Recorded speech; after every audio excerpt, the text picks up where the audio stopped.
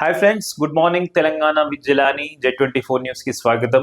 ఈరోజు ప్రతిరోజులాగే ఈరోజు good morning Telangana with Jilani మీ ముందుకు వచ్చింది.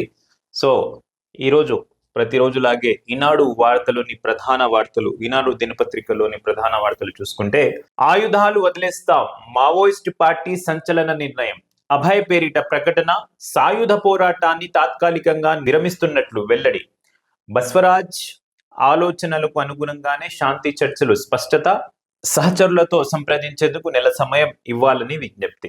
ఇదొకటి. మావోయిస్ట్ పార్టీ నేత మేము ఆయుధాలు వదిలేస్తాం అని చెప్పారంట. సాయుధ పోరాటాన్ని టెంపరీగా తాత్కాలికంగా నిలిపివేస్తున్నామని కూడా చెప్పారు. బస్వరాజ్ ఆలోచనకు అనుగుణంగా శాంతి చర్చలు జరపాలని స్పష్టం చేశారు. అలాగే ఒక 1 month గడువు అడిగిందంట. ఇంకోటి, నిన్నటి నుంచి ఈ యొక్క వార్త సోషల్ మీడియాలో మళ్ళీ అన్ని దినపత్రికల్లో వైరల్ అవుతుంది. ఏడీఈ అవినీతి పవర్, ఆదాయానికి మించిన ఆస్తుల కేసులో డిస్కమ్ అధికారి అంబేద్కర్ అరెస్ట్, బహిరంగ మార్కెట్లో ఆస్తుల విలువ 150 కోట్లని అంచనా, అంతార్ కెమికల్ కంపెనీకి డైరెక్టర్ గా ఉన్నట్లు అవినీతి శాఖ గుర్తింపు, బినామీ ఇంట్లో 2.18 కోట్లు లభ్యం. అవినీతి నిరోధక శాఖ చరిత్రలో సంచలనం అంట ఇది. ఆదాయానికి మించిన ఆస్తుల కేసులో అవినీతి శాఖ బృందాలు సోదాలు చేసిన క్రమంలో పెద్ద ఎత్తున నగదు లభ్యమైన ఉదాంతం మంగళవారం చోటు చేసుకుంది.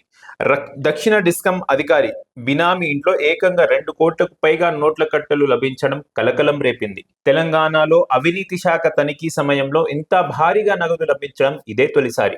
ఎస్పీడీసీఎల్ హైదరాబాద్ ఇబ్రాహీంబాగ్ ఏడీఈ ఇరుగు అంబేద్కర్ తో పాటు బంధువుల బినామీలకు చెందిన ఇల్లు, కార్యాలయాల్లో అవినీతి శాఖ సోదాల సమయంలో ఇది బయటపడింది. అతడి స్వస్థలం సూర్యాపేట జిల్లా హుజూర్ నగర్ కాగా, అతని 2 సోదరులు నల్గొండ జిల్లాలోని మిర్యాలగూడ రోడ్ వద్ద ఉన్న సాయి విశ్వనాథ్ కాలనీలోని నివాసం ఉంటున్నారు.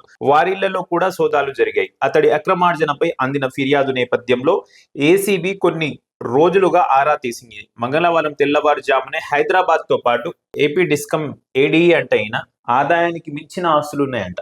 ఇతని బినామీలు ఎవరైతే ఉన్నారో వాళ్ళ ఇంట్లో 2 కోట్లకు పైగా క్యాష్ దొరికిందంట. సూర్యాపేట జిల్లా హుజూర్ నగర్. ఉమ్మడి మెదక్, నల్గొండ జిల్లాల్లో ఏసీబీ బృందాలు ఏకకాలంలో 10 ప్రాంతాల్లో సోదాలు నిర్వహించారు.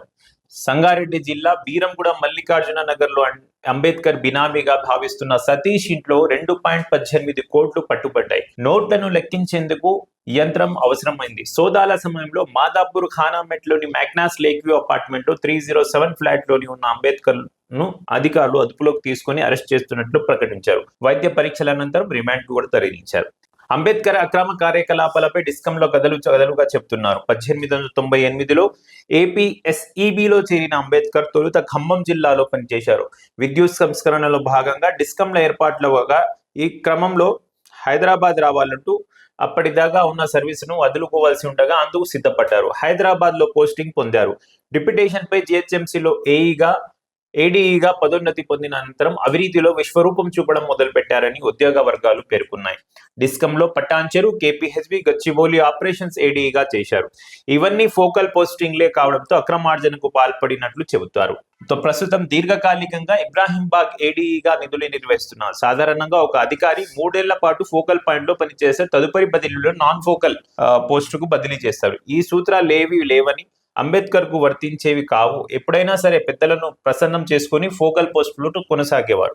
ఐటీ కారిడార్ లో విధులు కావడంతో భారీ భవంతులు, ఐటీ భవనాలు పెద్ద సంఖ్యలో ఉన్నాయి. విద్యుత్ కనెక్షన్ల జారీలో పెద్ద ఎత్తున ముడుపులు తీసుకునేవారని ఫిర్యాదులు ఉన్నాయంట. సో ఏదేమైనా అవినీతికి మించిన ఆస్తుల్లో ఇతను అరెస్ట్ అయ్యాడు. బినామీ ఇంట్లోనే 2.18 కోట్లు క్యాష్ దొరికిందంటే ఈయన దగ్గర ఎంత క్యాష్ ఉంది, ఇంకేంటి అనేది. పిల్లల చేతుల్లో స్టీరింగ్, కార్లు, ద్విచక్ర వాహనాలు నడుపుతున్న మైనర్లు, గతేడాది 10,113 కేసులు, ఈ 6 నెలల్లో 12,053 కేసులంట. రాష్ట్రంలో మైనర్లు, ద్విచక్ర వాహనాలు, కార్లు డ్రైవింగ్ చేస్తున్న కేసులు ఆందోళన కలిగిస్తున్నాయి. వారికే కాకుండా రోడ్లపై ఇతరులు ప్రాణాలకు ముప్పుగా పరిగణిస్తుంది. తల్లిదండ్రుల నిర్లక్ష్యం, రోడ్డు భద్రతా చట్టాల పట్ల, రహదారులపై ప్రమాదకర పరిస్థితుల్ని పెంచేస్తున్నాయి. 2024వ సంవత్సరంలో మైనర్లు డ్రైవింగ్ చేస్తున్న కేసులు 10,113 నమోదైతే ఈ సంవత్సరం జనవరి 1 జూన్ 30 వరకు 6 నెలల్లోనే ఏకంగా 12,053 కేసులు నమోదయ్యాయి. ఇవన్నీ దాదాపు నగరాలు, జిల్లా కేంద్రాల్లోనివన్నీ. మరోపక్క మేజర్ అయి ఉండి కూడా డ్రైవింగ్ లైసెన్స్ లేకుండా వాహనాలు నడిపే వారి సంఖ్య లక్షల్లో ఉంటుంది. ఈ ఏడాది 6 నెలల్లో ఈ తరహావి 2.32 లక్షల కేసులు నమోదయ్యాయి. ఇవి మైనర్లు ఒక్క ఏడాదిలోనే ఈ సంవత్సరం 6 నెలల్లోనే మైనర్ డ్రైవింగ్ కేసులు 2,32,000 ఉన్నాయంట.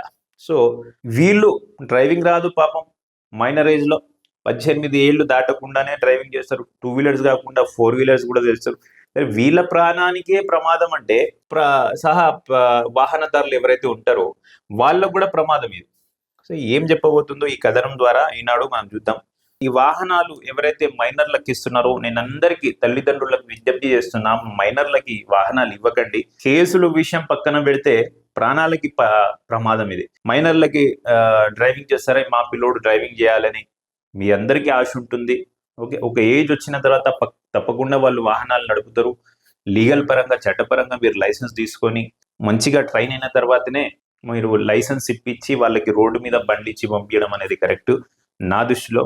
చూడండి, ఒక్క 6 నెలల్లోనే 2.32,000 కేసులు అంటే ఎవరికి ఏ ప్రమాదం సంభవిస్తుందో. సరే, మన పిల్లోడు బంచికెళ్ళిన పక్కనోడు మంచిగా రాకపోవచ్చు, ప్రమాదం జరగవచ్చు. So take care of that అండి. ఇదొకటి మేజర్ న్యూస్. రాజధాని కీలక ప్రాంతాల్లో భూగర్భ విద్యుత్ కేబుల్ డిసెంబర్ నాటికి ప్రణాళిక 2.5 ఏళ్లలో నిర్మాణం పూర్తి చేయాలి. విద్యుత్ పై సమీక్షలో సీఎం రేవంత్ రెడ్డి ఆదేశాలు. హైదరాబాద్ లో విద్యుత్ లైన్స్ ఏవైతే ఉన్నాయో అవి అండర్ గ్రౌండ్ చేయాలని చెప్తున్నారట ముఖ్యమంత్రి గారు. నిన్న ఒక మీటింగ్ కూడా నిర్వహించారు దీనిపై. దాని మీద వార్త. వచ్చే 2.5 ఏళ్లలో గ్రేటర్ హైదరాబాద్ నగరంలోని కీలక కోర్ అర్బన్ ప్రాంతాల్లో భూగర్భ విద్యుత్ కేబుల్ లైన్ల నిర్మాణం పూర్తి చేయాలని సీఎం రేవంత్ రెడ్డి అధికారులను ఆదేశించారు. మంగళవారం సాయంత్రం జూబ్లీ హిల్స్ లోని తన నివాసంలో ఆయన విద్యుత్ శాఖ పనితీరుపై సమీక్షించారు. ఉప ముఖ్యమంత్రి బట్టి విక్రమార్కతో పాటు విద్యుత్ ఉన్నతాధికారులు పాల్గొన్నారు. భూగర్భ విద్యుత్ లైన్ల విధానంపై పలు ప్రతిపాదనలను ముఖ్యమంత్రికి వివరించారు. ఈ సందర్భంగా ముఖ్యమంత్రి మాట్లాడుతూ, బెంగళూరుతో పాటు ఇతర రాష్ట్రాల్లో భూగర్భ విద్యుత్ లైన్ల నిర్మాణంపై అధ్యయనం చేయాలి.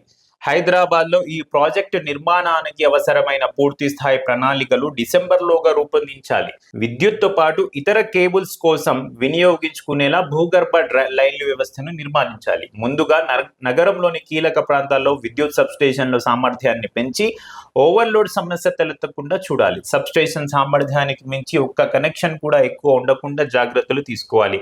నగరంలో ఎక్కడెక్కడ కొత్త విద్యుత్ సబ్స్టేషన్ల అవసరం ఉందో ముందే గుర్తించాలి. రాష్ట్రంలోని పట్టణ ప్రాంతాల విద్యుత్ సబ్స్టేషన్లలో ఆధునిక సాంకేతికాలను ఉపయోగించాలి. కొత్త డిస్కమ్ ఏర్పాటుకు ప్రణాళిక. రాష్ట్రంలో కొత్త డిస్కమ్ ఏర్పాటుకు పూర్తి స్థాయి ప్రణాళికను సిద్ధం చేయాలి. ప్రస్తుతం ఉన్న 2 డిస్కంలను 3గా పునర్విభజన చేయాలి. ఈ రెండింటికి ఉన్న విద్యుత్ కొనుగోలు ఒప్పందాలను 3వ డిస్కమ్ కు విభజించాలి. సిబ్బంది ఆస్తుల విభజన బకాయిలు ఇతర అంశాలపై చర్యలు తీసుకోవాలి అని సూచించారు. కొత్త డిస్కమ్ ఏర్పాటుకు ఇప్పటికే రూపొందించిన ప్రతిపాదనల ప్రాథమిక ప్రణాళికను అధికారులు సీఎం కు వివరించారు. వ్యవసాయం, ఎత్తిపోతల, గ్రామీణ మంచినీటి సరఫరా పథకాలు, జీహెచ్ఎంసీ పరిధిలో మంచినీటి సరఫరాకు సంబంధించిన విద్యుత్ వినియోగాన్ని కొత్త డిస్కమ్ పరిధిలోకి తీసుకురావాలని ఇందులో ప్రతిపాదించినట్లు వారు వివరించారు.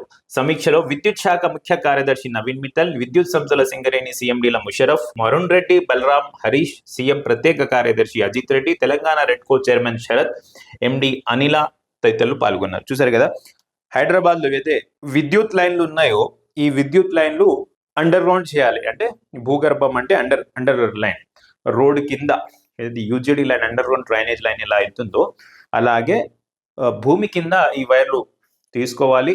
అండ్ సబ్స్టేషన్లు ఎక్కడ అవసరం ఉందో అవన్నీ రిపోర్ట్ తీసుకోవాలి. ఇవన్నీ 2.5 ఏళ్లలో కంప్లీట్ చేయాలని నిన్న ఆదేశాలు ఇచ్చారంట ముఖ్యమంత్రి గారు. విద్యుత్ లైన్తో పాటు ఇతర ఏమైనా లైన్లు ఉండే, ఇప్పుడు కేబుల్ బాధపడుతున్నారు కదా, ఇంటర్నెట్ కేబుల్ వాళ్ళు, డిష్ టీవీ వాళ్ళు, వీళ్ళందరూ ఏదో విద్యుత్ తీగలు కట్ చేస్తున్నారు, ఆ కేబుల్స్ కట్ చేస్తున్నారు. అంటే అవసరం వాళ్ళకు కూడా ఇది ఉపయోగం ఉండేటట్టు చేస్తారేమో. వల్ల ఏం చేస్తారో చూద్దాం.